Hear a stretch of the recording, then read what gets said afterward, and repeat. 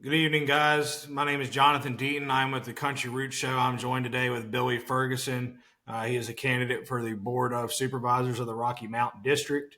Going to take just a few seconds, maybe a minute or two, make sure everything is live and working as it's supposed to, and then we will get into business here. You all may see me glance off the screen. I am producing behind the scenes as well as looking at notes for questions. This interview, it will be, turn the volume down on this here. Um, so this interview, it will be recorded and it's live on my Facebook right now. It will also be up on YouTube, and for anybody that else has not been able to join tonight, they will be able to watch it up until I assume election day, because it's good for 30 days. So it looks like everything is working on my end properly. Billy, are you good to go? Yes, sir. I'm good, and thank you for the opportunity. But yeah, I can hear well, see well, and I think we're good. All right, good deal. So, Billy, you're going to be running for the candidacy for the Board of Supervisors in the Rocky Mountain District.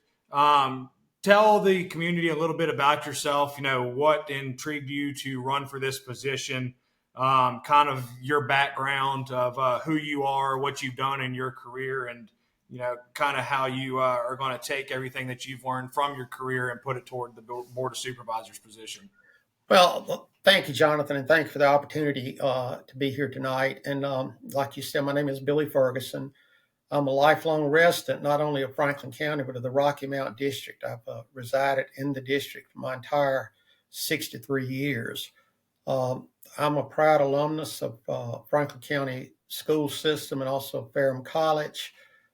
Um, it worked in, with the exception of about probably a year, my entire working career has been inside of Franklin County. It I worked for a local Chevrolet dealership prior to moving to the county as a public safety personnel. I was the first career person actually hired by public safety back in July 1990, and then I retired.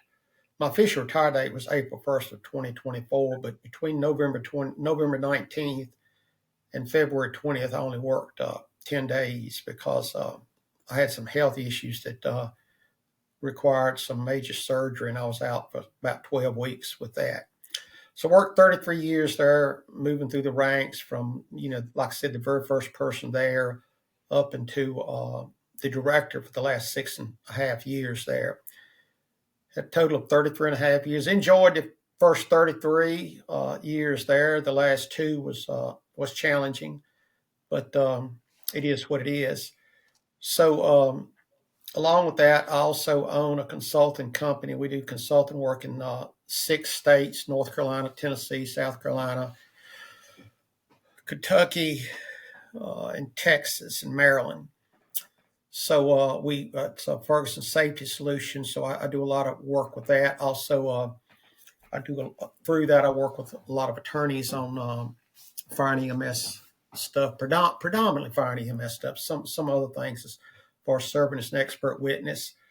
Um, Retired, stayed retired a couple months, and kind of started going stir crazy.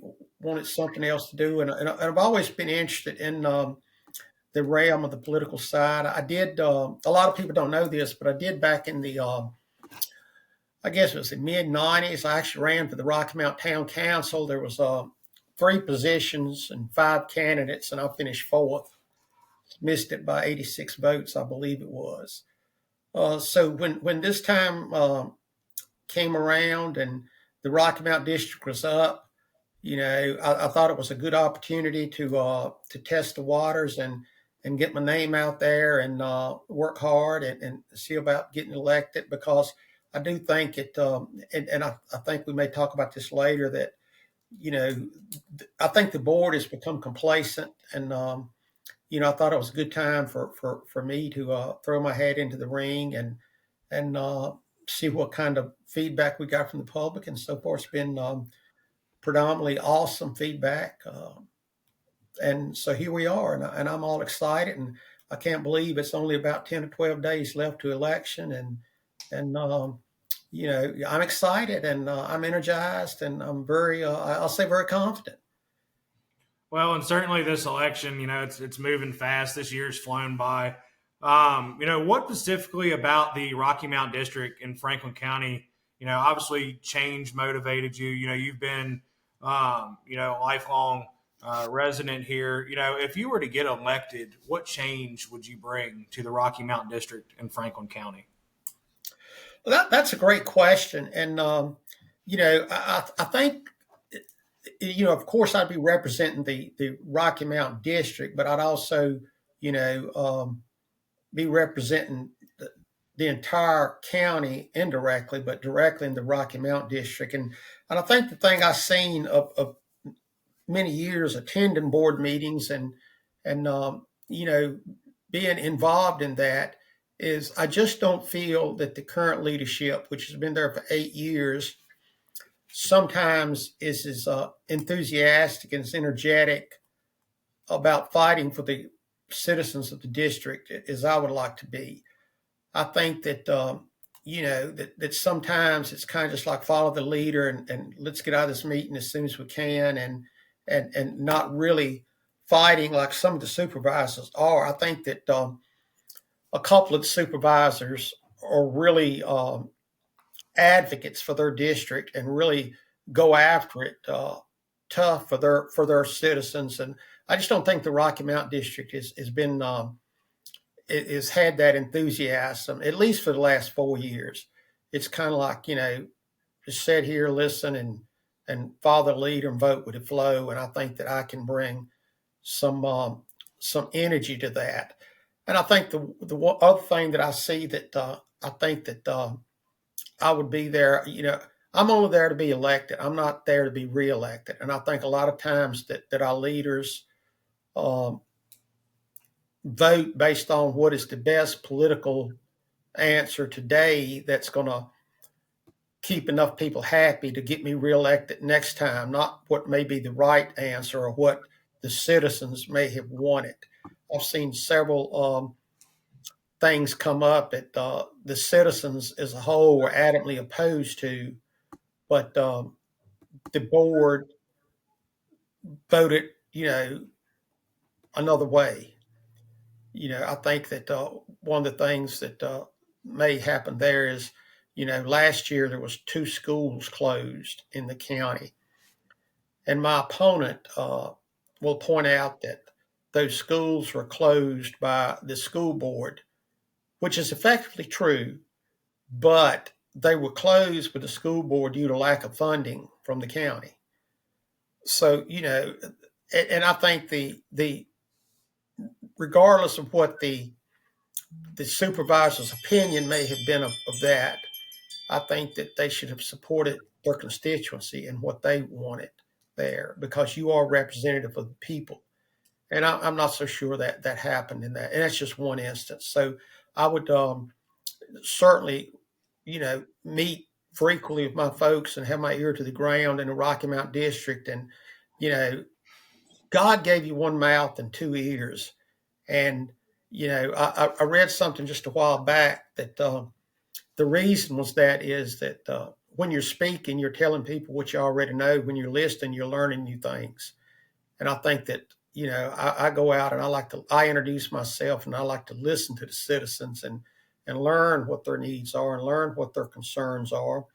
And I've learned that's one of the exciting things about campaigning, that I've had a lot of feedback on things that I may not even have been aware of that I think needs to be addressed. So I think that I don't know if that answers right the way you want it to go or answer your question, but that's what I think I would bring to it, being a Rocky Mount district rep and being involved in county government. That I bring to the table.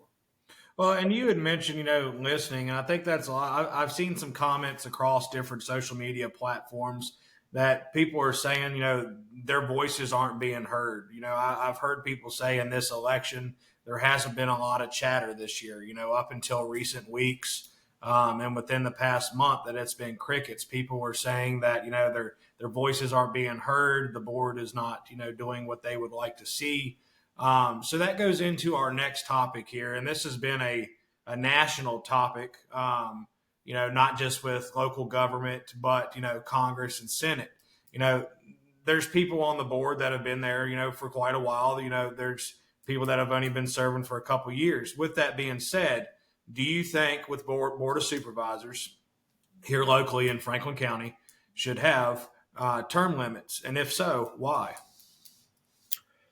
Well, that's a great question, and you're right. It is from local up to federal. I just saw a report today where that Governor DeSantis down in Florida is trying to work with a bipartisan group down there to look at term limits for their state legislatures there. So I think term limits are important, and I would like to see that at least some dialogue on that. And I would advocate for term limits because I see not only the current board but boards past where that someone is elected and again, it goes back to a previous comment. And instead of advocating for the desires of their citizens, they're playing political games on how I can get reelected for the next term and making a career out of it. We got folks there now that's been there from, I think the earliest anybody's been there, I believe, is 2 years. And the longest sitting member now, I believe, is 16 years. And I think we've actually in the past had members sit there as long as 20 years. And I just don't think that, and that's at the local level. You got federal level been there for 50 years. And I just don't think that that's something that that you can effectively be a representative of your constituents when you've made a career out of it. So I think that that's one thing that we're going through now. I think Franklin County has been stagnant for probably the last decade. I mean, it's not had a lot of growth. It's actually lost some population. I think the last couple of years it's got back a few people, but we've lost some population. The population's getting older. So I would certainly advocate for term limits. And the main thing I think for that is where you can go in there and you are a true representative of the people and that you can advocate for the people, not worrying about, well, am I going to say something that's going to upset voters and, that I'm not going to get reelected and I really need to get reelected because of, some of there's very few perks go with it, but I've heard comments in my years with county government. But the reason I'm here is for the insurance. I don't want to have to buy insurance. So as a member of the board, I get insurance. I've heard that comment made by board members, not current board members, but board members in the past.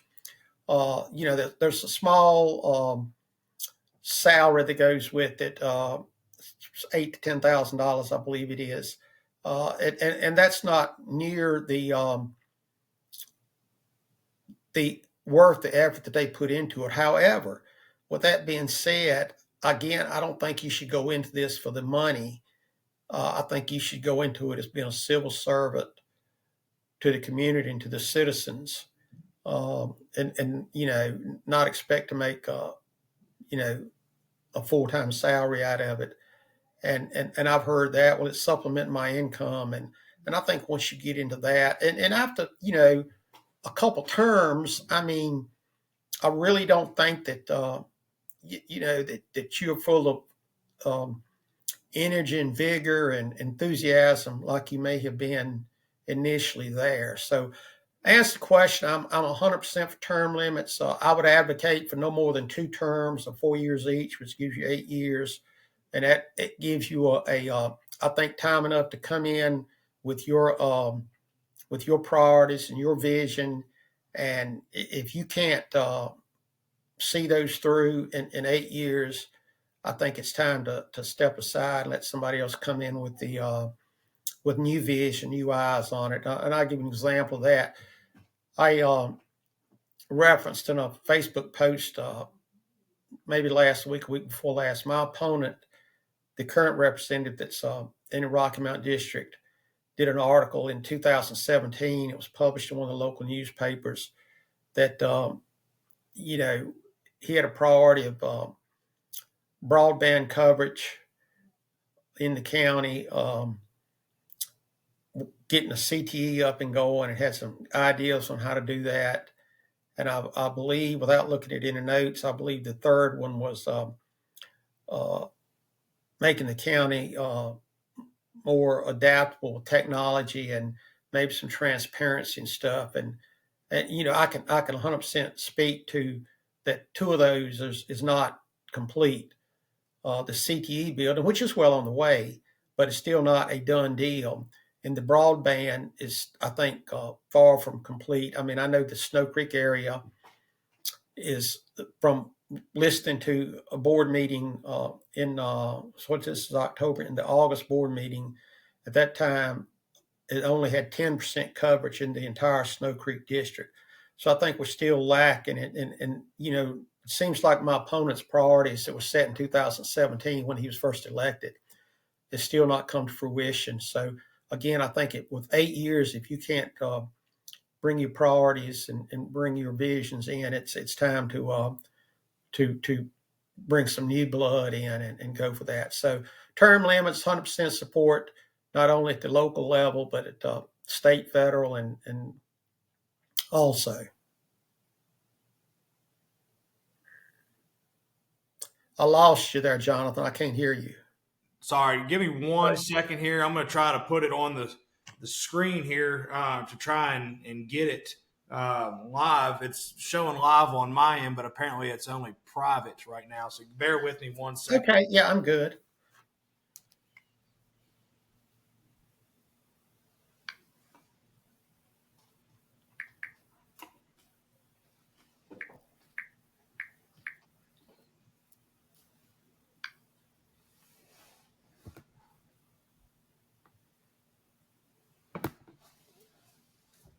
So I just went live on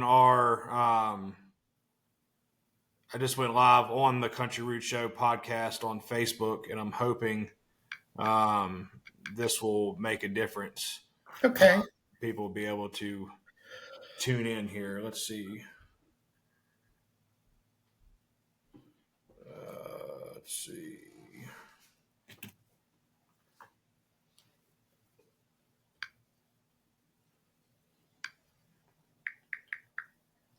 I think we're going to be all right here.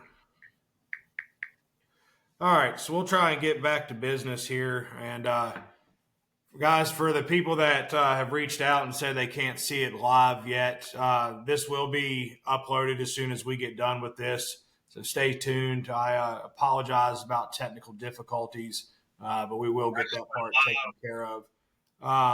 With that being said, I heard something on your end, Billy. Were you able to get that up? Yeah, Jonathan, I can. I brought it up on my phone, and I can see it. Okay. I can see it there. I don't know if everybody else can, but yes, I can see it. I went to the Country Roots podcast Facebook site, and maybe they're doing what I did first. I went to your personal Facebook and looked, and so I don't know if other folks are doing that or not. But then I typed in the Country Roots podcast, and I can see it. Okay. All right. Well, that sounds good. We'll get this ball rolling here again. So, like I said, we've touched on term limits. You said you're for them. We've talked about it a little bit. Now, let's go into what we were talking about here as far as, transparency and listening. A lot of the time in government, people are saying government officials are just out for themselves. They're not trying to, listen to anything. And I think in today's time, that is very important. To be able to understand what your citizens are feeling, what they're saying. How would you go about, keeping transparency with the public and listening? Would you hold any, meetings, public town hall meetings, anything like that? What would you do to make sure that you are active in the community, your folks in the Rocky Mountain District are taken care of, and that, you're being honest? How would you hold yourself accountable when it comes to being honest to not only yourself, but to the general public? Well, let me say first that I don't think the county intentionally hides anything, but I do think that what happens a lot of times is And I recently heard my opponent was talking about a budget, and his statement, and I'm not speaking verbatim here, but paraphrasing, was that every decision we make, we post it on our county website, and you're free to go there and take a look at it. Well, you know, that's a lot easier said than done. Is it posted? Absolutely. Can you find it? That's tough. Um, it's sometimes you got thousands of pages out there on a web page, and it's hard to find a particular thing. And I've experienced that myself. So to be more transparent and be more accountable to the citizens who the board works for, one thing that I would advocate for is from myself, and I'm only speaking for myself. I think each board member would be able to make that decision for their own. But I would want to have quarterly listening sessions that I could go around to different parts of the Rocky Mountain District once every quarter, and make it at a time that folks could attend, and just be there to listen. It's just kind of like I come and visit, and we're going to have a room tonight and I just throw out the middle school, and we get a room there at the middle school on Wednesday night, and from 7 to whenever we finished, your representative's here to listen to any concerns, complaints, compliments you may have. We could take questions ahead of time, so if it's something we need to research, we could get you there. So I think it's very important that you do keep your finger on the pulse of your district, and you do communicate. I would like to, or as one of my goals, I would have like a newsletter for the district that I could send out, maybe weekly. I've already got a Facebook, and if I was lucky enough to be elected, I will definitely post stuff on the Facebook to keep with the constituents, and I have to go back and look at some of the Facebooks of the current board, and some of them are very active. I will say kudos to the representative at Union Hall, Mr. Quinn. I think he does an excellent job of keeping his Facebook up to date and updating his citizens, and I commend him on that. But then I've got some folks that I haven't even been able to find a Facebook that's out there, and or any other communications. And I spoke to a member of the previous board, not the current board, but the previous board, a representative, and we were chatting, and I was like, well, do you ever hold any town halls to go out and just meet with the citizens and let them come on? He goes, no, I ain't going out there, because all they're going to do is fuss. And, if they want to call me, they can call me at home. I'll answer my phone and we can talk all day long, but I ain't going out there because all they're going to do is fuss. Well, that's part of my job, is to listen to their concerns. And I think that's the wrong attitude to have. But I've heard that, and I've experienced that. So to answer your question, Facebook site, newsletter, certainly my phone. If you look at my website right now, I mean, not my website, my Facebook site, my email's posted there, my phone number, and that's the phone number to this phone right here that I carry every day. It's not some track phone that I just bought for the election, but it is there, and my number's posted.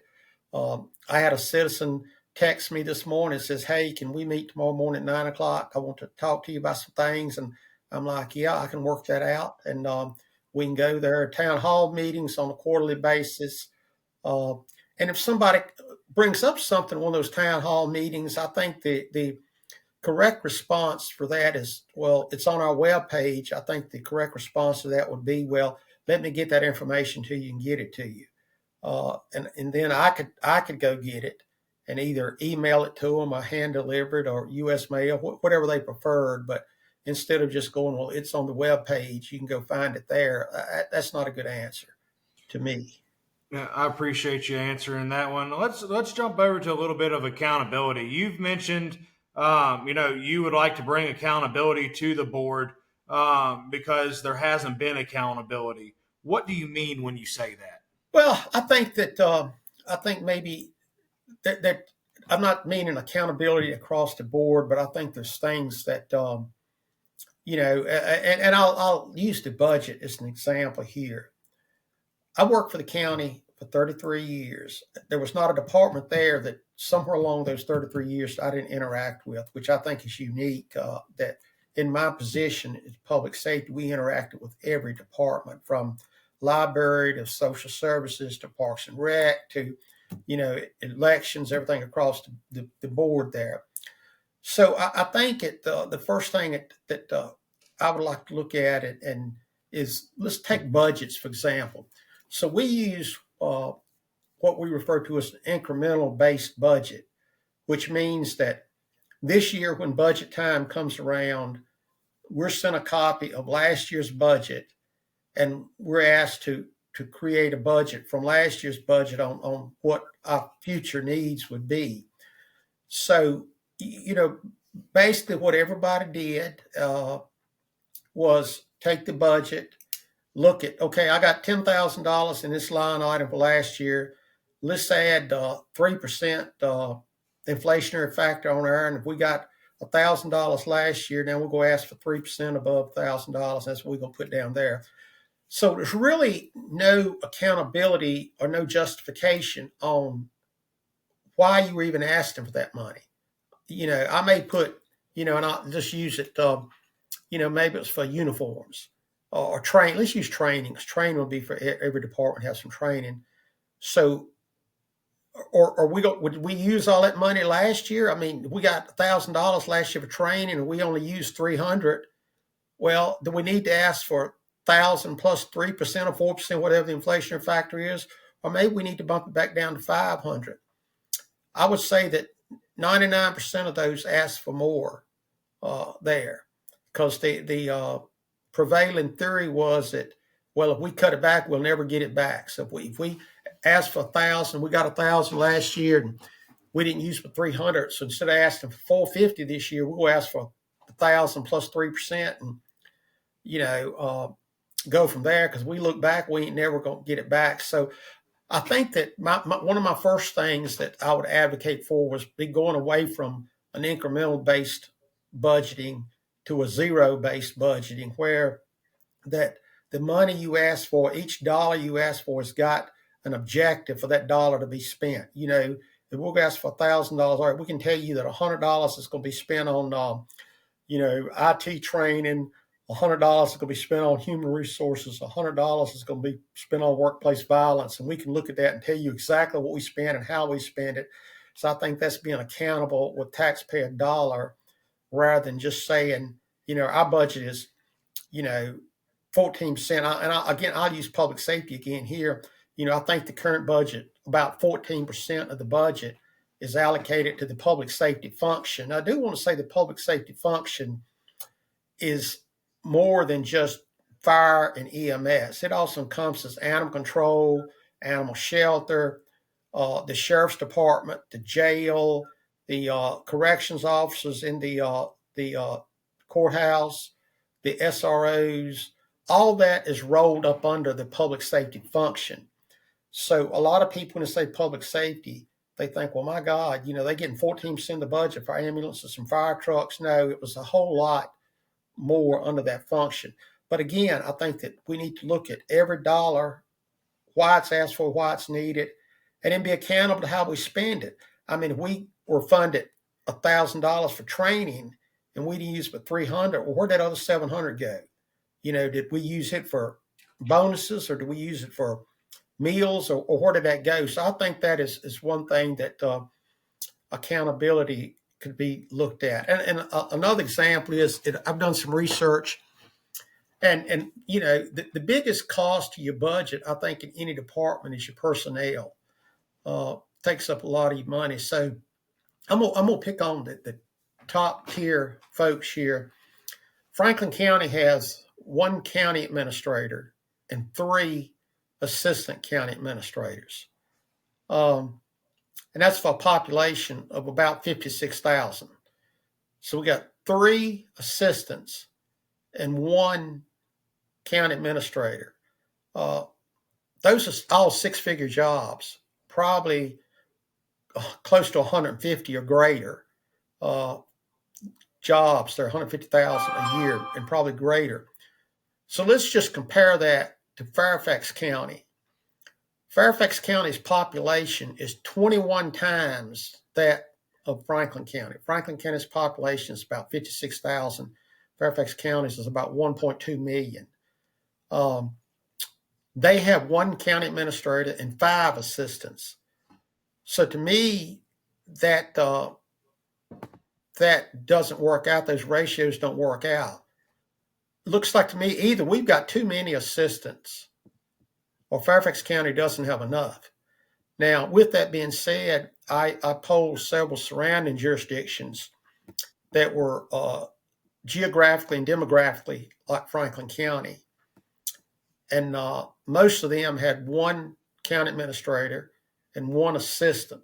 A couple of them had 2 assistants, but none of them had 3.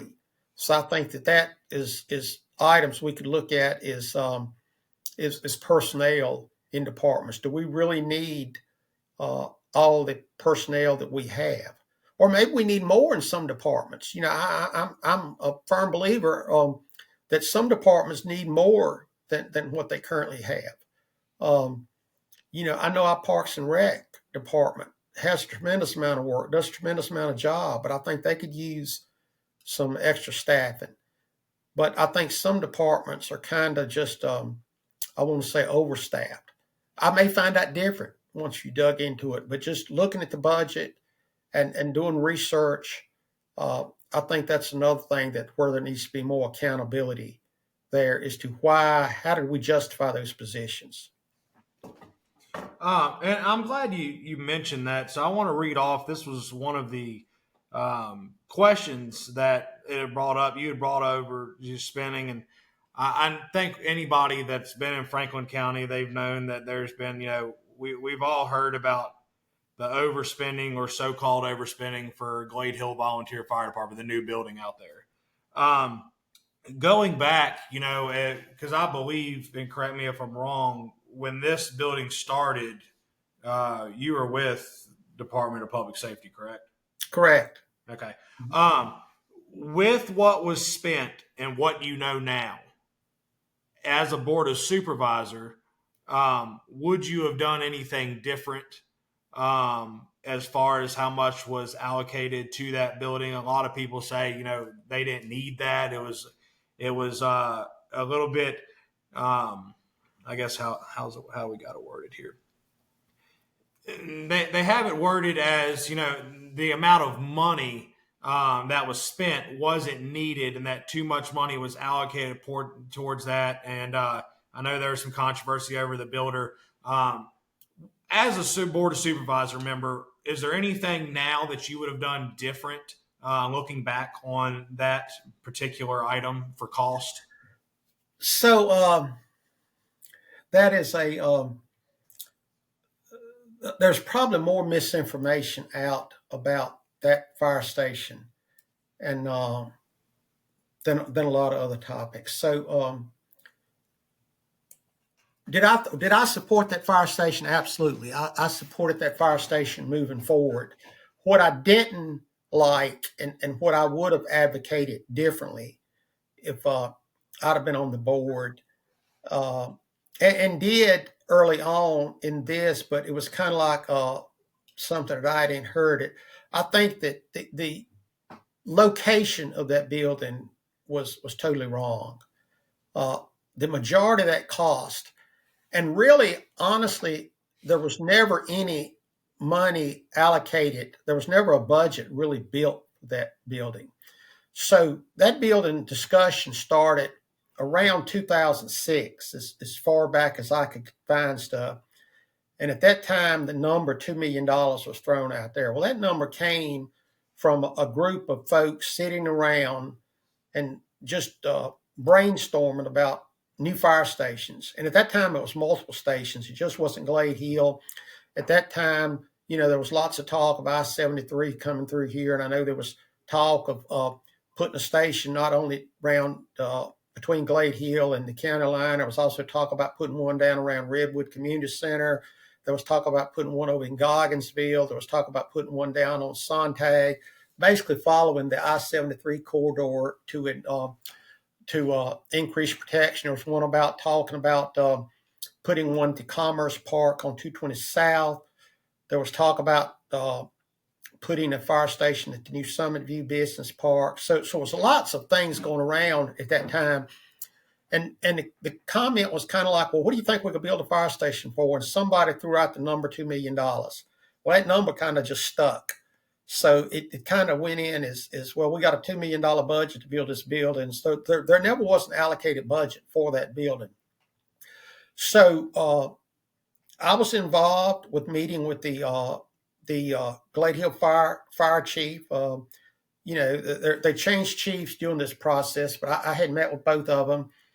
And it was kind of like, okay, how can we design this building for something that will be here for 30 or 40 years from now? And it came out to what it was. And honestly, I'll just be honest with you. I think that it may have ought to have been another bay put on that building instead of 3 bays, had 4 bays to be longer than it is, because basically it's full now. And that building should be there for the next 30, 40, 50 years.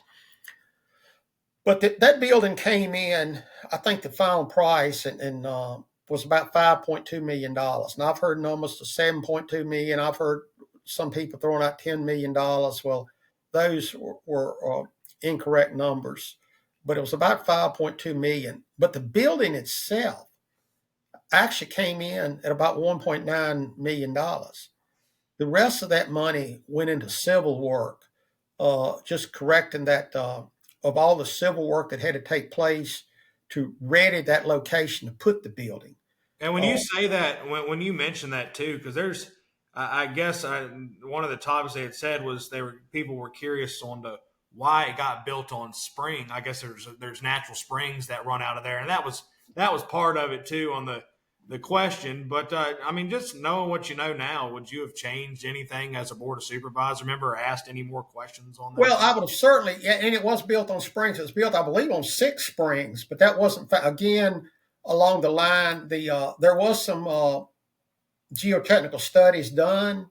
There was some ground borings there done. I don't know why they didn't find the springs, but looking back, what I would have changed, I wouldn't have changed anything really about the building other than putting another bay, but I'd have certainly advocated for it not to be placed at that site.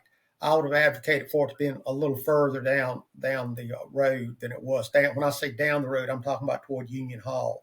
I just think we could have found a flatter space that would have fit. I can't think of anything good about that location. It's in a curve. It's the springs were there. There was a lot of dirt to be moved there. But looking back and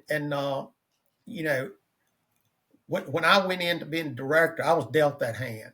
The property had already been purchased. The decision had been made to put it there. So it wasn't like it that we could move it at that time. And going into, we'll kind of jump into, public safety. What is your vision as far as the fire and EMS? If you were elected as board of supervisor, what would you do? What would you advocate for? And where do you see the fire and EMS service in Franklin County within the next 5 years? Well, I think the first thing I would like to do is do a comprehensive view of what our resources and assets are. And let me say, I think we have an excellent fire and EMS service in the county. Can it be improved? Absolutely. But our county fire and EMS can be put up against any geographic and demographic county around the state. I mean, in years past, and I can't really speak for today because I've lost touch with some of it, but I will say that in years past, not only under my leadership, but under the previous directors also, we were the go-to people to call from other localities that were looking to start an EMS career system or fire career system, especially in rural areas. I've been to many counties and spoke to them about how we did things. And, I'll never forget getting a call one day from Washington County, Virginia. wanted to know how we insured our vehicles, how we purchased our vehicles. We was always, and I say always, it was something that would happen monthly.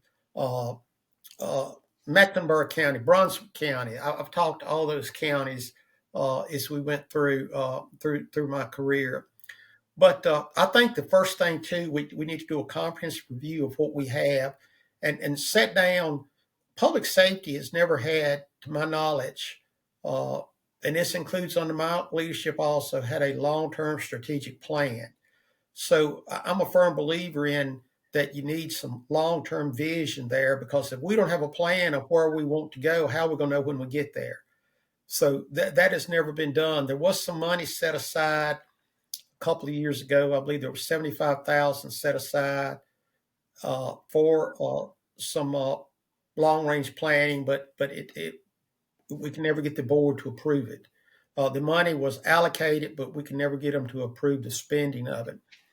And then the other thing that I would like to see is that we need our volunteers, but we need some career staffing also.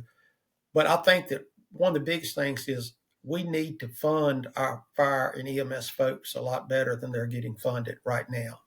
Um, Now, you know, would you when you say funding, are you talking about in terms of salaries for career positions, or are you talking about in what volunteer agencies get per year allocated?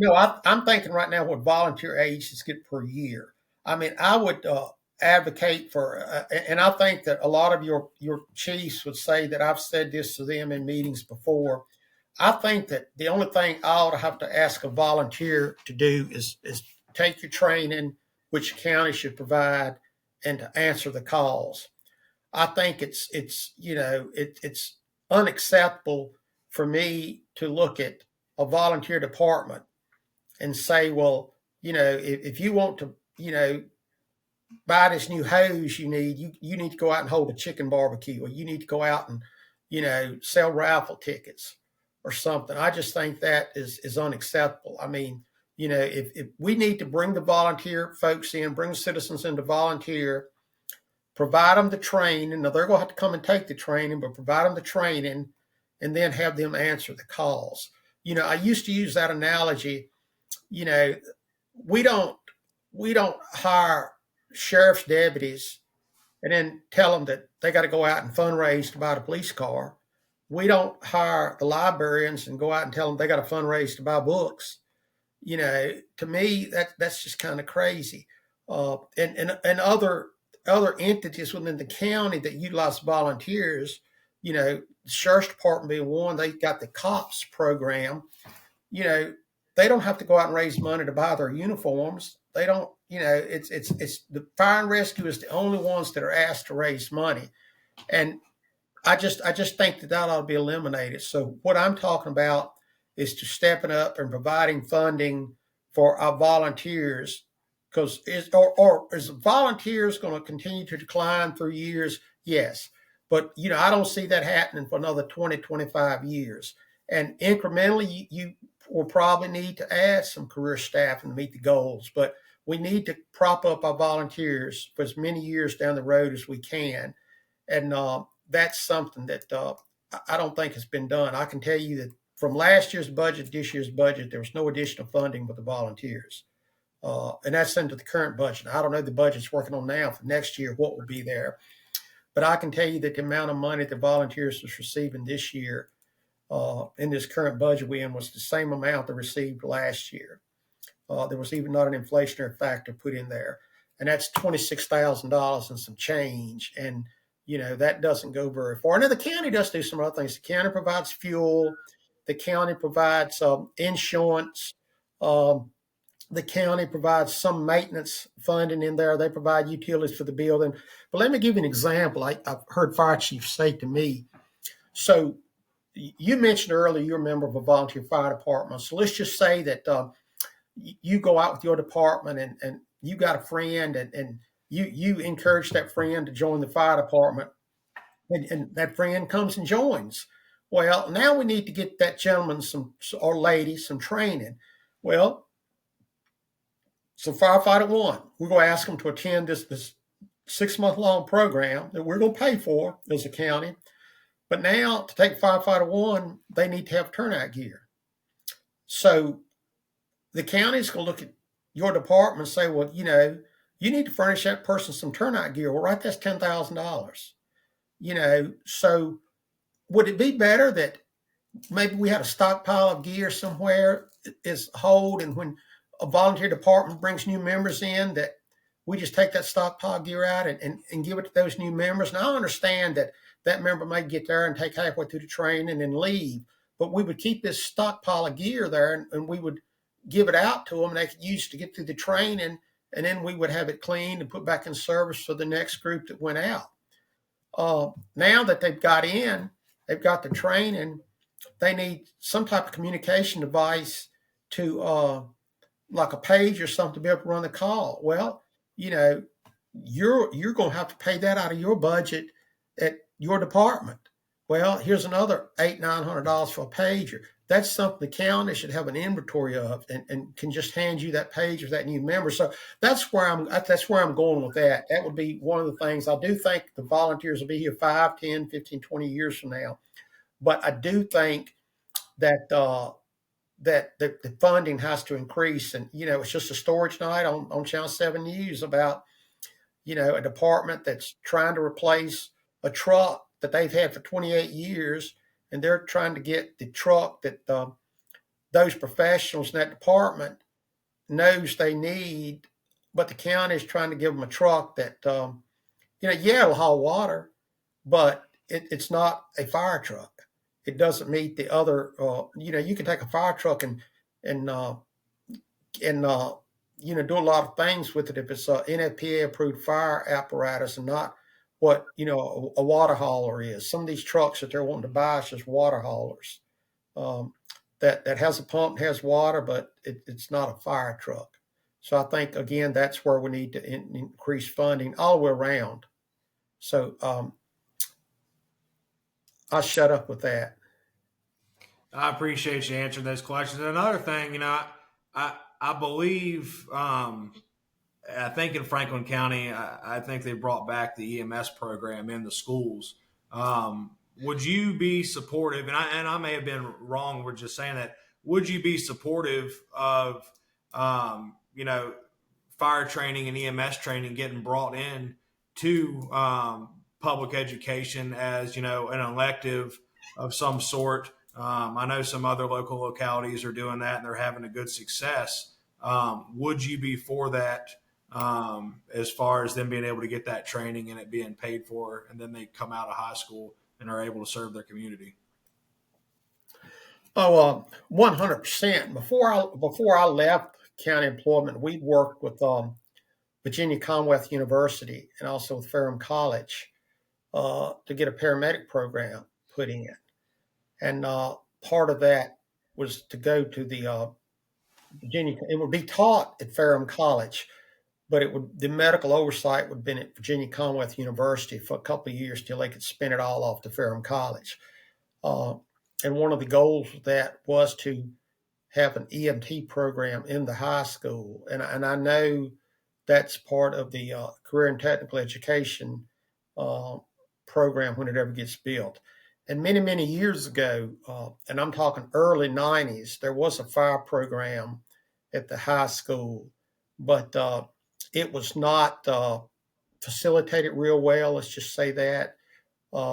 They basically just put some people in it that really didn't have any desire to be there. It was just, okay, where can we stick this person to get a credit? And it would stick them there. And so, 100% for emergency services, fire, EMS, and I'd even take it to put law enforcement in there too. Have like a sheriff's department explorer post, a police department explorer post in there. Fully support that. Again, I just want people to understand in doing that, it is more than just, you take a math class and all we need is a math book and sit in there and be attentive. When we get in again, when we're doing a fire class, you've got to have turnout gear. You've got to have SCBA. You probably have to have a physical before you went in there. There's lots of stuff that go into that can be done and is very successful. And I think it's a good pipeline for that. But I think we just need to be cognizant of it's a little bit more than just saying let's teach this class. But I would 100% advocate for that. for our not only our volunteers and career staff, but also for the community. I think that there's lots of young folks that the only exposure they have is when the ambulance comes to their house or the fire truck comes to their house, and and you watch TV, and one of the things when I used to do interviews that I would ask is, if you came in to for a job for us, one of the things that I would ask you is, you know, when you talk about us, what do you see as being a firefighter? Tell me what your vision is of being a firefighter, because a lot of times it's not what you think it is. Um, you know, a lot of people their only exposure to the fire department is what they see on TV. And let's talk a minute or two about that right there. You have the big fires. They go out and they are come the big burly muscular good looking fireman rushes into the building, and he comes out holding the baby, and mama's at the bottom of the ladder crying, and he hands her the baby, and next thing he's getting interviewed on TV, and he gets back to the station. Now it's a big plane crash they're going out to, and we both know that's not the reality of a fireman. Let's show sometimes what's really like is on a Saturday night, it's pouring down a rain and there's trees blowing across Route 40, and you're standing out there in the middle of the rain, in the middle of the night, flagging traffic. Or you're going out to the dumpster fire 3 times, or you'll run the EMS call, and you're going to the nursing home at 3 o'clock in the morning for somebody that's been sick for a week. Not that they don't need those services, but sometimes I think we paint an incorrect picture to bring people in, and then when they get in, they see that it's not exactly what it was, and uh, it and we lose people in that way.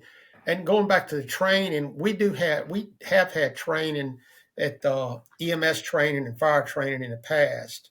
That Not fire training at the training center to public safety. We had an EMT program there that ran for about 5 years, where students was bussed over from the high school, and that program was stopped about 5 years ago, or maybe less than that. Well, yeah, probably about 5 years ago. And one of the reasons it was stopped is at that time we were putting EMTs through there, and the EMTs were coming out certified EMTs, but very few of them were going into the fire and EMS service. They were going into using it as a college prerequisite to get into a nursing program, to get into a PA program, to get into physical therapy, something like that. So, which is great. There's nothing wrong with that. But the goal at that time was to bring people in to fire and EMS. So I think that may be another thing that we could do is, going back to this paramedic program at VCU and Ferrum College, we had it worked out where there'd be internships where that if you was going through that you joined, your local volunteer fire department, your volunteer rescue squad, you'd get some type of college credit for doing that. So that was an incentive there. And hopefully once you got them in, they would enjoy it and stay there.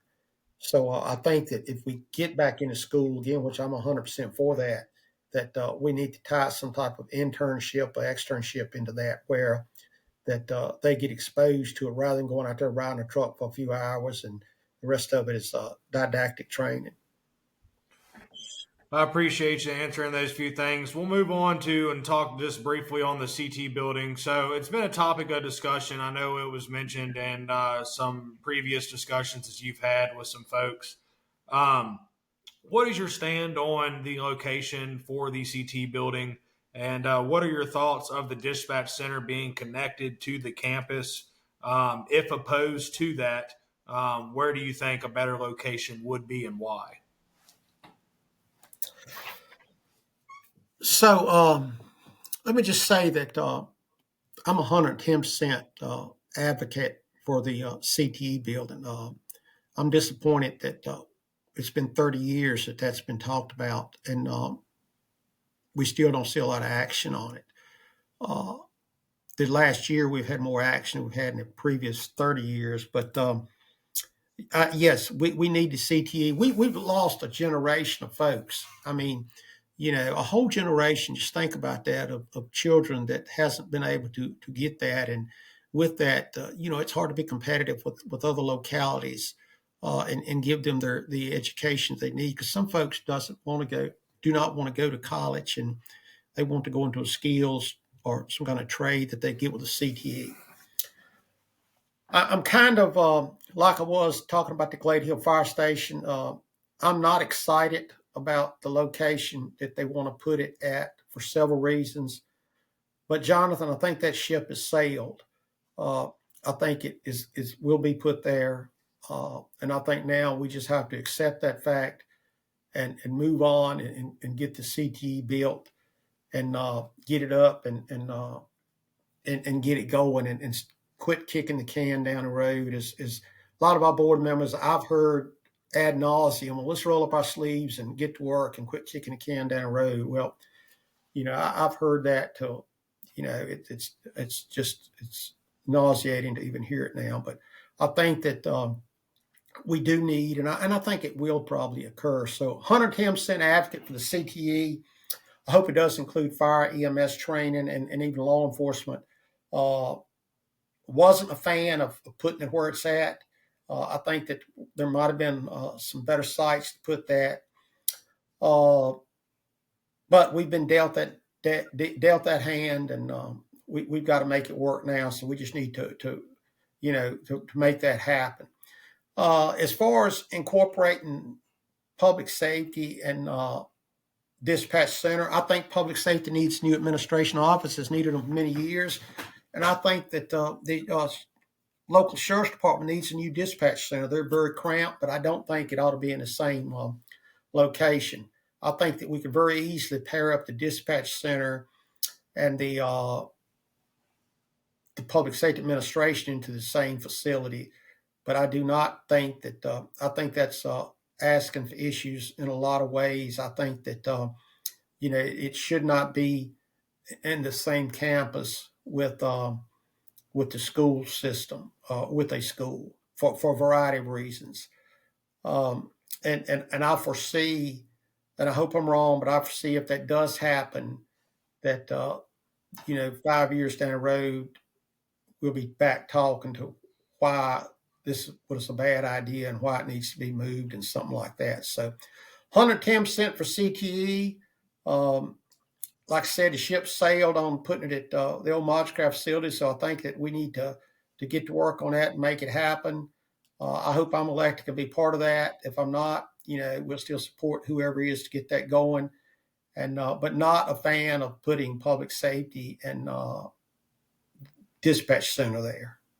And if you are elected on November 4th, how would you go forward with decisions that have already been made that you don't agree with, handling them in a professional manner, working with your constituents and team members on projects that have already been, even if you don't agree with them?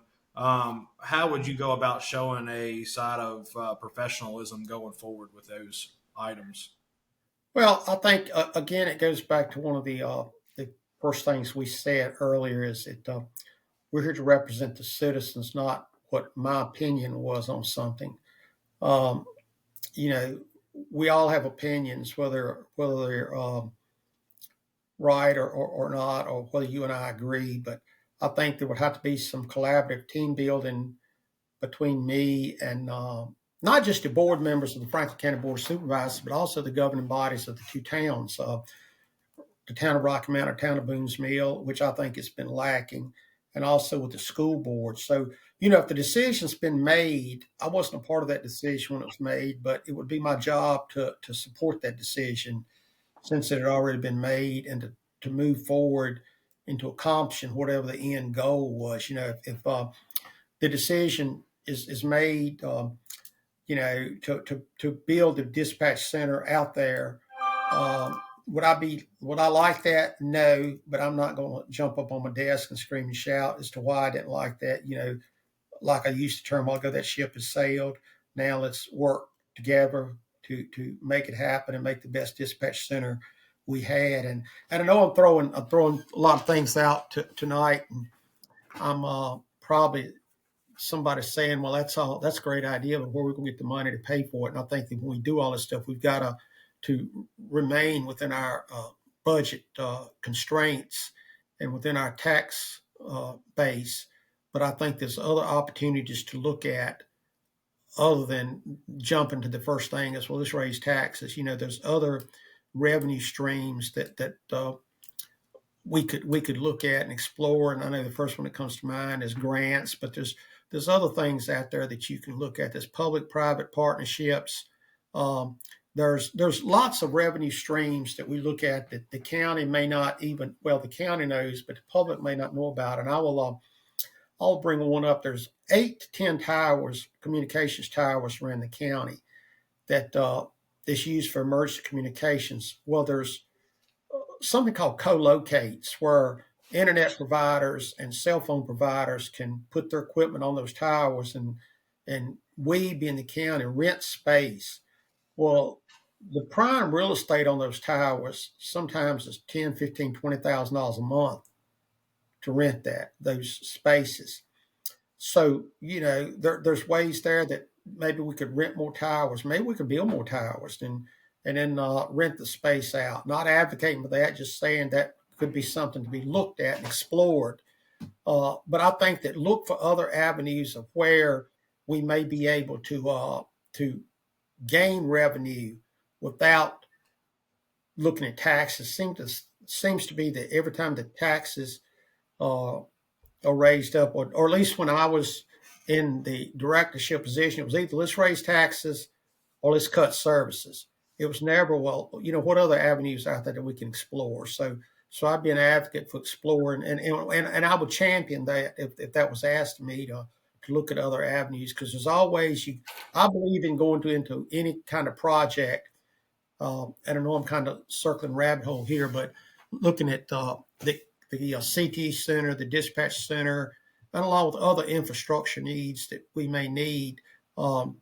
Let's go into it with a positive mindset of how can we make this happen without raising taxes, instead of a negative attitude is, well, we'll never get that. It's going to cost this. We've got to raise taxes. Well, we don't know. Let's just look at that. So I would go into everything that I did with an open mind, a positive attitude on how we can make it happen.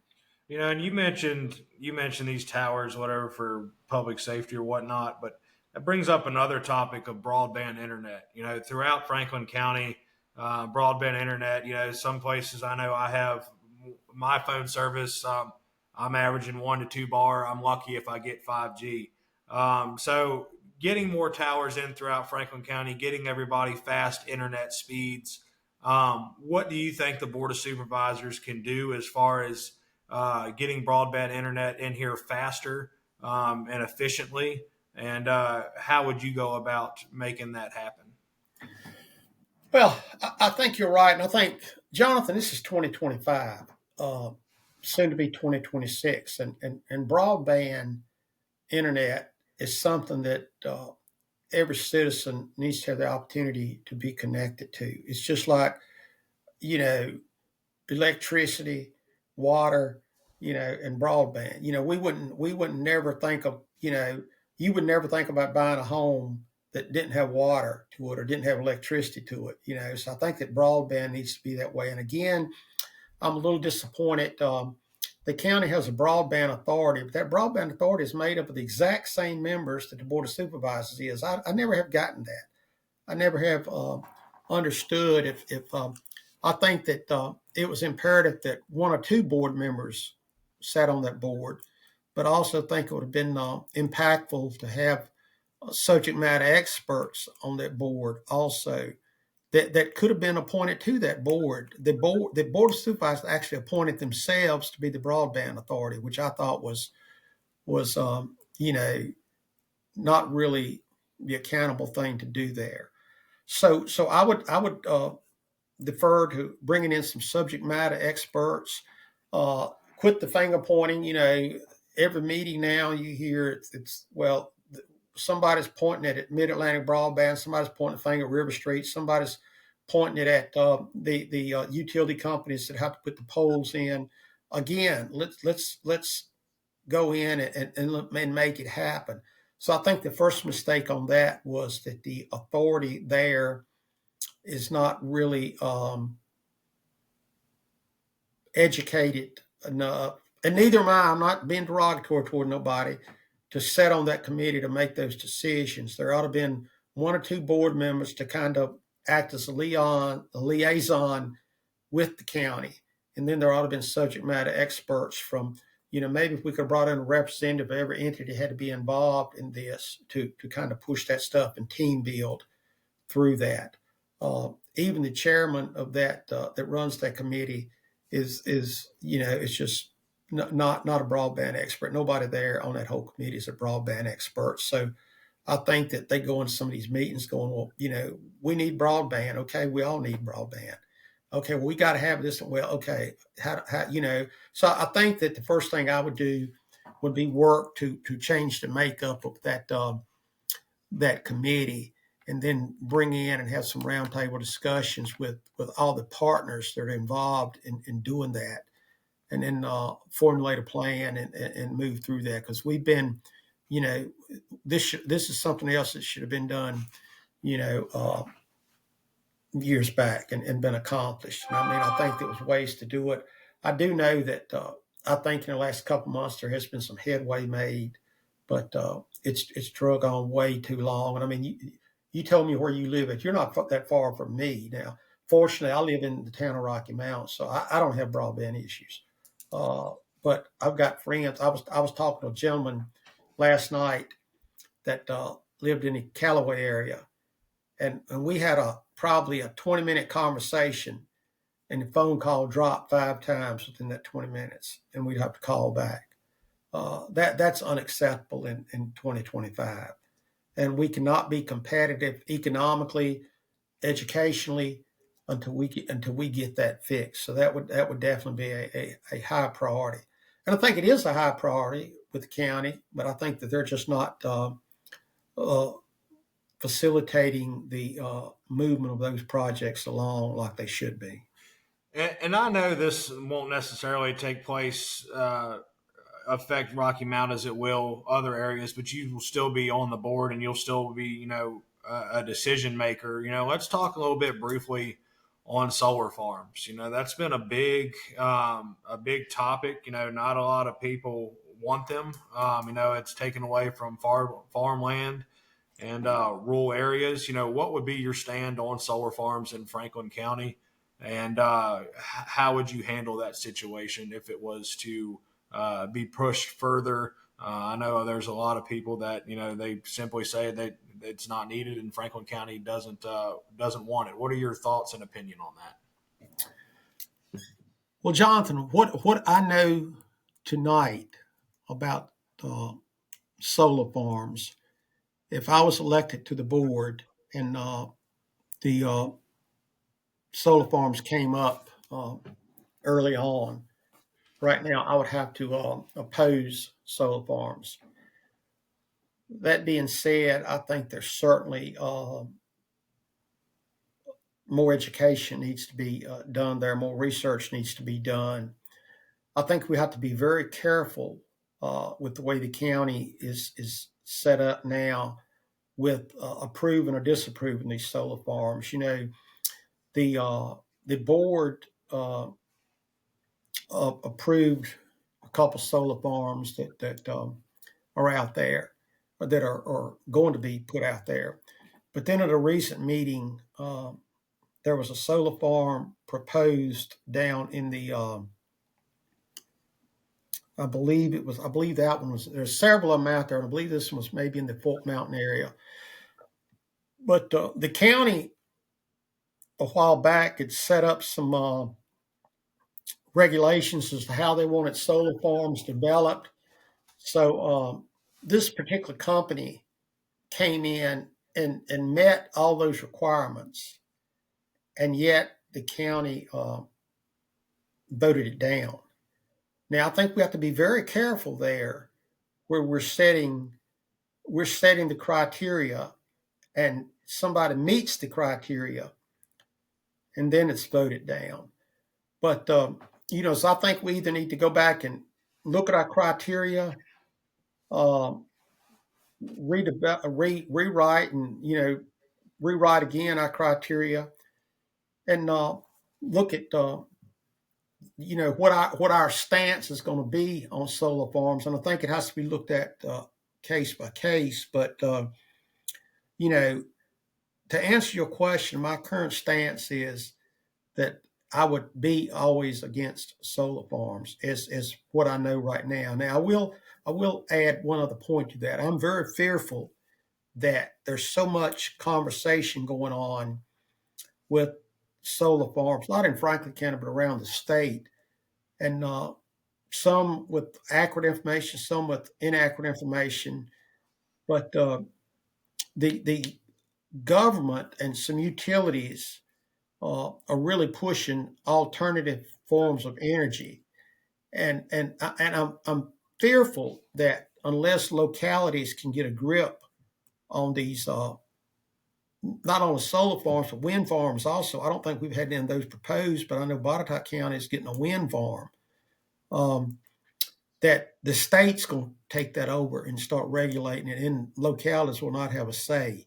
So I think that the counties, not just Franklin, but all counties, have got to work together and work with state legislatures uh, in getting what our stance is going to be on these solar farms, or the state's going to start doing it for us. So I think that's a long way of going around saying that if a solar farm came up based on what I know today, that I would certainly vote to oppose it. Let's talk. I appreciate that. We're going to move on to small businesses and getting behind them, supporting new businesses here locally in Rocky Mount as well as entire Franklin County. What would you do as the Board of Supervisor of Rocky Mount to help local businesses, not only current, but helping bring and attract new businesses to the community? Increase in revenue throughout that. If you could give a message to local business owners now, and current ones that are possibly thinking about the opportunity of coming to Rocky Mount or Franklin County, what would you say to encourage them to come, and what would be your commitment to them to assure that you have their back as a local business owner? Well, you segue into my answer right there. I think that the first thing that I would do it, and I think that we need to do a better job at it, is at the county level. Is I think we need to be a little bit more proactive in recruiting these businesses. I don't understand, and I was having a conversation yesterday. I don't understand how that we can look at Henry County, we can look at Pittsylvania County, we can look at Bedford County. I was having a conversation with Wythe County last week, that a lot of counties just like those are growing exponentially, not only in businesses and industry, but also with housing. Um, Two major drug companies just announced $1 billion investments this week, one yesterday and one last week. Seen a 195 unit housing development. I believe it was in Roanoke, just got announced. So what are we doing wrong, or what are they doing right? So I think that we need to be a little bit more proactive, and let's work with again. Let's open ourselves up and do some listing. Let's go out to our local businesses and what can we do to help you? What's your weaknesses? What can we do to mitigate those? Um, let's recruit other businesses, but let's not forget our current businesses and support them. It really uh, bothers me and bothered me a lot at the county when a lot of things that we use. We had a directive once that when I was at public safety, that came down that all our office supplies had to be bought from Office Depot. Well, or Staples. It had to be, so why couldn't we, support our own local office supply store here in Rocky Mount? Yes, I get that it may have been a dime higher, and we wanted to get the best for the buck. I get that. but we also need to prop up our local businesses. Um, how many? How many of our local and I'll use my opponent again now. I mean, I I see a lot of political signs out around the county. Uh, I can tell you that every one of my political signs was purchased in Franklin County. And I would like to challenge some of the other candidates that are running where their signs were purchased. I'm not asking where they were purchased, but were they purchased in Franklin County? Were they purchased from small businesses in the county? So I think that we need to go out and meet our small business and a large business. What can we do to help you? What are your needs? How can we help with that? I think we need to be more proactive. I told you I had a conversation yesterday. 60% of the workers in Franklin County commute outside of Franklin County every day. 60%. That's more than half of the people working in Franklin County leave the county. Where are they going? Roanoke, Lynchburg, Martinsville, Danville, some even to Greensboro. A couple percentage for Charlottesville. So what are these areas doing that we're not doing? And we need to maybe talk to some of these people, talk to some of these employees, put a survey out. Why do you want to get up and drive to Danville every day to work? What I can't just believe it's wages. There's got to be other things too. So I think that being proactive, going out to seeing what we can do to help our local business and what we can do to recruit other business. And I'm a firm believer also that I really think that we've got some folks on the board that do not want to grow. Uh, they they they speak growth, but their actions say otherwise. I think sometimes that they are happy just being status quo and moving forward. Now, I don't want Franklin County to become the next Loudoun County, but I also, you know, don't want Franklin County to get where Pitt County was 15 years ago or Henry County was 15 years ago. Um, so those are some of the things that I would do in moving forward. Again, all done within the budget means that we have. And with us talking about businesses, when it comes down to local and national government, a lot of people are playing a lot of games. They're not doing what they're supposed to. And really, if we would just keep our mouth shut, nose to the grindstone, and run a lot of stuff like a business, things would go a lot better, I think, in localities rather than fighting with each other. What business experience would you say that you have that you could bring to the Rocky Mountain District and the County Board of Supervisors? Well, let me say first that you know I think sometimes that you're spot on when you say that there's a lot of infighting and sometimes I think well I'll just say that historically I think that the Franklin County Board of Supervisors have looked at other governing boards within the county is a parent-child relationship where we're the daddy in the relationship here, and we're bigger, and you need us more than we need you. So let's operate that way instead of being a partner with the town of Rocky Mount, being a partner with the town of Boonesville, being a partner with the school system. I think we would get a lot further than we could of being this parent-child uh, relationship there.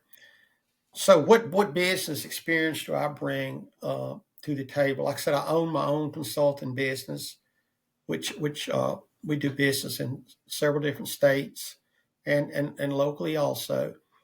Um, I was spent 6 years working for a local Chevrolet dealership where I was a service advisor dealing with customers every day in business every day, and I was named one of the top 100 service advisors in the United States.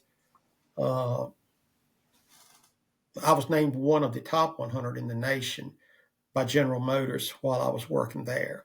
Um, I also have served in several boards. I've served on two governors advisory boards where there was lots of decisions made there. I've served as the chairman of the Virginia Association of Governmental EMS Administrators in Richmond for a term. I've served on the board of the Free Clinic, Patrick and Henry Community College, Western Virginia EMS Council, Jefferson College of Health Sciences, and I've served as the vice chairman. Vice chairman of the Franklin County First Responders Memorial. So I do think that I have a business mindset, and my background was I was raised by a mom. My dad died when I was 12 years old, and I was raised just me and my mother. So I know what it's tough to be out there and have to make decisions in your budgeting as to, are we going to eat today? Or are we going to go buy some medicine? Or are we going to pay the light bill? I know what that's like. So I would treat every dollar that came through my hands as I would if it was my own dollar. So I think that I bring all that to the table, along with an open mind and a desire not to be reelected, to just serve one term. And with you facing Mr. Carter in this election, what would you say that you think you can bring to the table that Mr. Carter may not be able to? I think that I bring new vision, new ideas, new energy to the table. Mr. Carter worked in private sector for the biggest majority of his career, which was good. But I worked in government for the biggest majority of my career, so I know the inner workings of the government probably as good as anybody based on my experience. Again, I had interaction with departments every day, and I dealt with people in life and death situations every day as being a paramedic, and I think that brings a lot to the table. So I've been there. I was raised there. I was raised in a very conservative environment. I still have conservative values and want to keep the taxes low, and would look at every dollar I spent and how it could be, better spent or not spent at all. And also, I'm not a follower. I'm my own person. And I'm not going to go there again and cast a vote to get reelected, or cast a vote to, maybe if, for some other reason. I'm going to cast a vote for what is best for my citizens and what we can afford. And again, I say new ideas, new vision, and just new energy. I'm pumped up about this election. I wish it was tomorrow. And I think that sometimes that, our current board, especially the ones that's been there 8 years, 10 years, 12 years, they look at it as, oh my God, it's just another meeting I got to go to. Let's get this thing over with. Whatever the quickest way is to get it over with, let's just do it.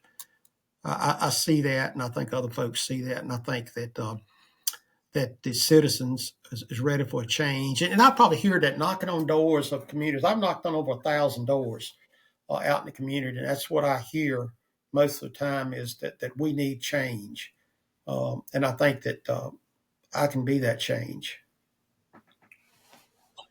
Well, I believe that kind of sums up most of the questions that I've had. So we'll just reiterate and touch on some points. So we talked about solar farms. You said that if you had to vote on it and you were elected, you'd be against it at this time. We talked about term limits. You said you do think there should be term limits. Broadband internet, we touched on that. You would like to see that become countywide and have everybody have access to that.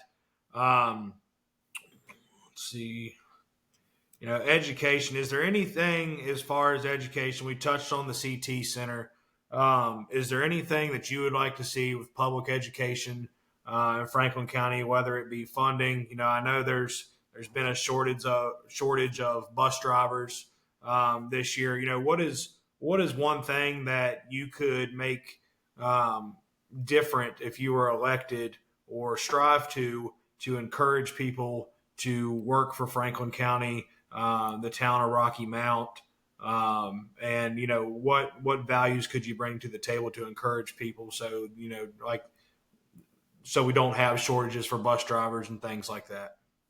Well, let's talk to those people. Let's find out why we have that shortage. Why did this just happen in the last, I say, 5, 6, 7 years? what can we do to reverse that trend? Is that like a statewide, nationwide trend, and what have they done to reverse that trend? Let's look at that. I'm sorry. Go ahead, Jonathan. It's been my understanding on that too, and I think it comes down to a benefit thing. These at the end of the day, these bus drivers and our teachers and administrators, they're working with these kids day to day, and they need to have the resources and funding to be able to take care of them, to make them successful young adults. But I hear it every day. I mean, I see it all over. The big thing it's mentioned is there's a shortage of bus drivers. How, if you were elected, what would you try to strive to do to encourage people to where we could get away from those shortages in general and fix these issues that we're having so Franklin County as a whole can become a better community? Well, I think that the first thing we need to do is let's get with those bus drivers that are currently working and see, why did you decide to come to work here? What brought you here? And then maybe look at some exit interviews for the people that are left. I don't know if the school does exit interviews, but let's find out why those people are leaving. Is there a reason they're leaving? Is it money? Is it some other perk? Let's look at some perks we may be able to give these people. Lots of times it's not money. Money is a big part of it, but you give somebody a raise in about 9 months, that they, it's time for another raise. And so maybe just look at the other things we make it offer. Could we offer them, some kind of perk? If you work every day during the school year, we're going to give you a $1,000 bonus. Or if maybe we give you a free gym membership, or maybe we fix it so that, if you have small children, that the child could ride on the bus with you. Just things that we have like that. I think we need to talk to our folks that's there. What was the draw to them? Maybe we look at some better pay. Do we provide our school bus drivers? And I just don't want to look at bus drivers. Let's look at cafeteria workers. Let's look at janitors. Let's look at the whole realm that it takes to educate the child. But do we offer them insurance? Is there what other perks and benefits could we do there? Well, let's look at our other counties. What are they doing for that? So I would certainly make that a priority and get on it, because we do need to reverse this trend of I was looking at a document, and I'm going to refer to some notes here that I was in a meeting a while back. So the ADM for the schools in 2015 was 6,951, and in 2025 was 5,204. That's a decline of over 1,700. So, why is that? What's going on there? Let's look at that. Now, what some of the causes could be is more private schools. A lot of people are homeschooling now. There's a decrease in school-age population. And a lot of, too, I think it's the political climate that's out there that may be affecting people. And also the advent of technology. I mean, there's companies out there now that I can go to, I can finish high school on a computer and never enter a building. So we need to look at all of that and find out what we can do to reverse those trends. And we're not going to be able to fix all the problems. But I think going back to your original question with the school bus drivers, I'd want to interview, or the school system ask them to interview your current bus drivers and find out, hey, why are they coming? Why are you losing people? And then again, we would work collaboratively with the school board on how we could support the school board in recruiting and retaining school bus drivers. All right. Well, I'm gonna scroll through here just for a second. That's all the questions I have for you, Billy. I appreciate your time on this stuff. I'm gonna look through here. I did have some questions come about for some listeners. So I just wanted to scroll back through here. Give me 1 second. All right. While you're doing that, Jonathan, I just want to say too that I'd like to have a focus, and I've heard it from a lot of constituents, and I've seen a lot of internet chatter on. I think it's very important that we work to retain our young folks here in the county, and I think that starts out, at early age and goes through. So I think we need to seriously look at what we can do to create opportunities for young children. And I'm talking about, do we need additional sports opportunities? Do we need, I hear people talking about water parks and skating rinks and theaters and the like. And my opponent kind of ridicules me on some of that. But I think if he would take a look at what some of the people are posting out there. There was a post just recently on Facebook about, if you could change something in Franklin County, what would it be? And a lot of that was bringing in things for children to do. And also, I'd like to add to that, things for the elderly to do. I think we're seriously lacking in that. And I think that there's opportunities to work with developers and entrepreneurs. And I'm not advocating tax dollars be spent for that. My opponent always throws that out, that I'm advocating spending tax dollars for Chuck E. Cheese. And that's absolutely false. Um, what I'm advocating for is to let's work with companies and developers and entrepreneurs to bring in some of those businesses, or somebody, create one. I always think about the Walgreens building here in Rocky Mount. That'd be an excellent place to put a small arcade or something like that in. Again, from a private citizen's business, not county tax dollars. So anyway, I just wanted to get that out there. I'd be certainly advocate for that. One of the questions that was brought in tonight by a listener, it says, if elected and items are not that do not go your way, how will you handle these matters? Will you go to social media and talk about these things and put your political opponents down, or how will you handle these in a professional manner? Well, everything's never going to go 100% your way. So I think that my job is to research those matters before they got to that point, uh, have dialogue with other board members and other stakeholders, and try to understand their point of view, and have them understand my point of view, and and move forward with that, and whatever the pleasure of the board is. Uh, at that point, we've got to live with it and work with it to change. But I don't believe in airing dirty laundry out in the open. I never had a social media account till I started running for this position. And if it didn't go my way, then we would just continue to work with other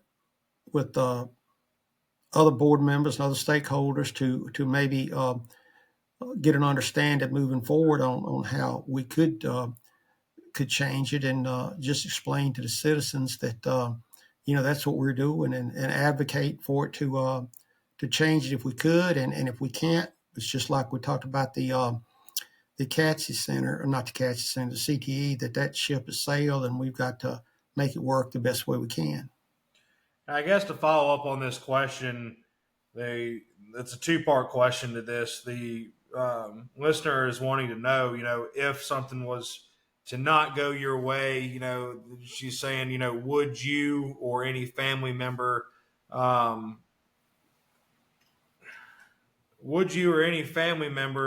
post anything negatively in regards to on Facebook or social media if it was not to go the way you wanted it to be? I never had a Facebook account until I got into this, and you know, I would certainly continue to work with the colleagues and other stakeholders to do that, but I can't see that happening. I've got a lot more irons in the fire of things to do than to play high school games like that right there. So. And just to summarize, I mean, we've hit on so many topics tonight, Billy, and like I said, I appreciate your time. I think we've hit a lot of what people have been curious about. But have you had a message to people that haven't got out yet during early voting? What would be your message to them if there's people on the fence about voting for you? What would you say to them? How would you encourage them to come to the voting booth and cast their vote for you during this? during this election? Well, I'm continuing to knock on doors and listen to their concerns and explain my vision. Uh, my phone number, my personal phone number is posted on my Facebook. And if anybody's listening, it's 540-393-1703. Feel free to give me a call or text with any questions you may have. Um, my email is wferguson62 at gmail.com, wferguson62 at gmail.com. Feel free to email me a question, and I'm going to be out and about. I'm actually working on some dates, probably be next week, to have what we're calling is coffee with the candidate. We'll be at 3 different locations at 3 different times: Bojangles, Dairy Queen, and the Whole Bean Coffee Company downtown, I believe it is. A couple of hours in the morning, and then another day a couple hours in the afternoon, and another day a couple hours in the evening. So stop by and ask me whatever you want to ask me, and we will chat about that. And I have my own Facebook site if you want to go to that. My political page there, I post to it about every day, not necessarily every day, but I try to get on there. And like I said, email me, call me, text me, and we can certainly chat about any concerns you may have. We did a forum last Tuesday night, and I had exactly what you said. I had a couple come up to me and says, "Hey, we're on the fence.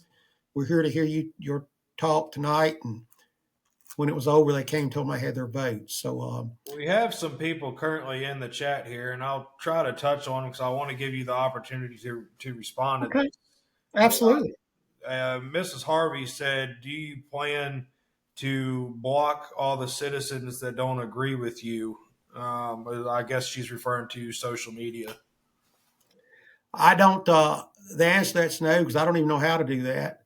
Um, but no, I just soon I'd probably rather talk to those people than to talk to ones that do agree with me, because I want to know what I can do to get them to agree and hear their opinion and listen to them. They may absolutely have some great ideas that we haven't thought of, and I'd certainly be open to that. So I'd actually encourage those conversations. And a Mr. Lane commented, I'm not really sure what he meant, and maybe he can follow up on this, but he commented just a minute ago and said, "No original ideas to be found." So we will wait just a minute on that to see if he gives a response on that to follow up on. Other than that, you've given your phone number out, and I would call this a productive an interview. I've touched on a lot. I'm sure there's some other things that we could sit here and talk all night, and unfortunately, we just don't have all the time in the world to do so. Um, but while I'm wrapping up and waiting for to see if we get a response on this, is there anything else that you would like to cover? Any topics that's been discussed previously that you would like to touch on that you think would be important to this election? Well, I think I think the election is important, and I think it's time to look back, and I will ask the question or make a statement that I made at the forum the other night. And there was a politician several years ago that made this statement: "Are you better off today than you were 4 years ago?" And I'd like to ask the citizens of the Rocky Mountain District that uh, under my opponent's leadership, are you better off today than you were 4 years ago, or are you better off than you were 8 years ago? Um, I'd just like to ask that question, and you don't have to tell me the answer, but just think about that yourself as you go into the voting booth. So if somebody's been there 8 years and they're not better off, and you're not better off, maybe it's time to bring in some fresh visions and fresh ideas. But I'd just like for everybody to give me a fair shake. Give me a call, give me an email, give me a text, and we can sit down and talk. As far as blocking somebody on social media, like I said, I don't even know how to do that. I'm sure I could find out real easy, but I'm not a social media guru. I can post stuff on there, but other than that's about the extent of my social media. Uh, knowledge. Um, but just give us a fair shake, give us a call, give us an email. Let's talk. And if you disagree, I got one lady that has disagreed with several things, and has even told me she's already early voted, and she voted for my opponent, which is certainly her right to do so. The important thing is she voted, but we've had several interesting dialogues and got to know each other's points and been cordial and moving on. Well, we'll go ahead and close it out here. I'll give you one last thing. If you can say anything to the citizens of Rocky Mount and a closing message, the floor is yours, sir. Well, I appreciate the opportunity, Jonathan, and the Country Roads webcast. I appreciate the folks you had. Just curiosity, how many folks did you have watching us tonight? Can you share that? I mean, we've had around 7 to 10 on the live, but Okay. once it gets posted, I'm sure it's going to be streamed. So we'll to the people that haven't been able to watch the full interview, I'll be posting it on our Facebook page, YouTube page. You can also go over to mine as well. All right, Mr. Lane followed up on this. He said that Mr. Ferguson campaigns on bringing new ideas and change to the county, but really does not offer anything. Would you like to respond to that, sir? Well, yes, I would have to say that I think we have offered some stuff there. I think, especially with accountability and transparency, we've offered some new ideas of holding, doing stuff differently. Maybe not new ideas holistically, but certainly new ideas from what the current board or my current opponent is doing. So I would have to disagree with that respectfully. I think we've offered some other ideas about how we could fund certain things, looking at certain things. So I think that we have brought some fresh ideas to the plate.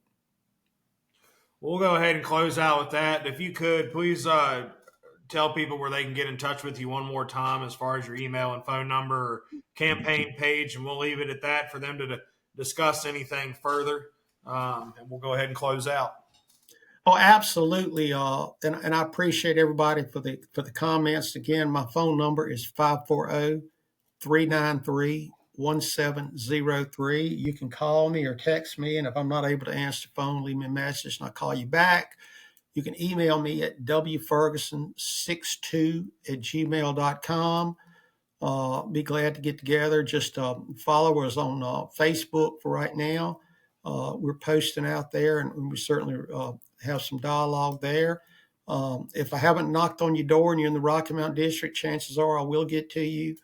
We're out every day knocking on doors, and that has been exciting, knocking on the doors.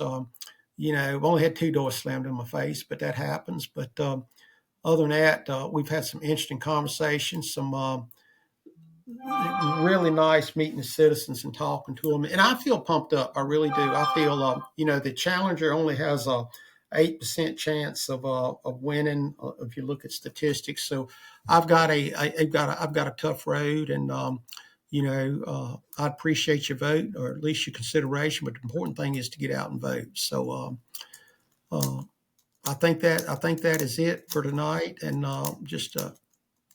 we're just moving on, hammer down. Well, Billy, I appreciate your time. Thank you very much to the people that watched. I greatly appreciate it. You can find this full interview. There will be no edits to this. It'll go out shortly afterwards on Facebook and YouTube on our page. Feel free to subscribe to our channel and watch the full interview with Mr. Ferguson. Mr. Ferguson, I wish you luck in this upcoming election. Regardless of what happens, I hope y'all handle business with respect and integrity, and we'll go from there. Thank you so much. Have a good night. You too. Bye-bye.